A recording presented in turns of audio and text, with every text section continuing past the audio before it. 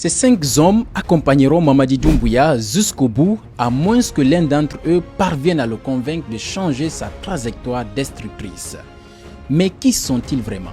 Je vous explique tout dans cette vidéo. Abonnez-vous, partagez et donnez-moi vos avis en commentaire. Après la prise du pouvoir, l'actuel président de la transition guinéenne a formé un cercle restreint de personnes de confiance. Numéro 1 de ce cercle, il s'agit d'Aboubacar Sidiki Camara alias Idi Amin.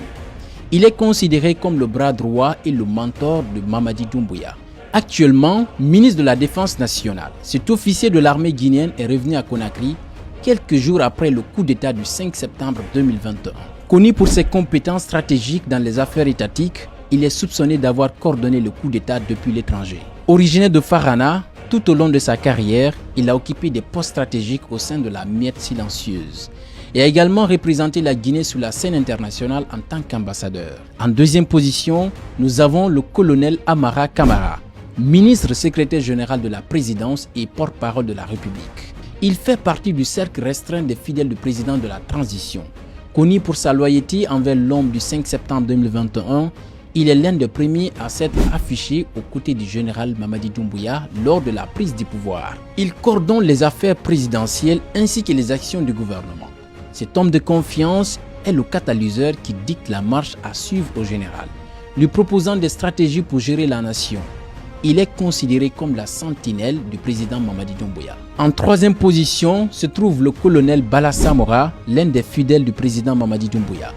Il occupe le poste de chef d'état-major général de la gendarmerie nationale guinéenne. Il coordonne la sécurité autour de Mamadi Doumbouya et veille à l'application des instructions de la présidence à Conakry. Il s'efforce constamment de mériter la confiance de son bienfaiteur en exécutant les ordres provenant de son supérieur via son unité, la gendarmerie. Doté d'une grande expérience en matière de maintien de l'ordre et dans les affaires publiques de l'État, cet ancien collaborateur de l'ex-président Alpha Condé maîtrise les rouages de la sécurité. En quatrième position, Guiba Diakité, ingénieur financier et homme politique guinéen. Sous l'ère du CNRD, il occupe le poste de ministre directeur de cabinet de la présidence de la République. Ce proche de Mamadi Doumbouya est entré en contact avec lui peu après le coup d'État du 5 septembre.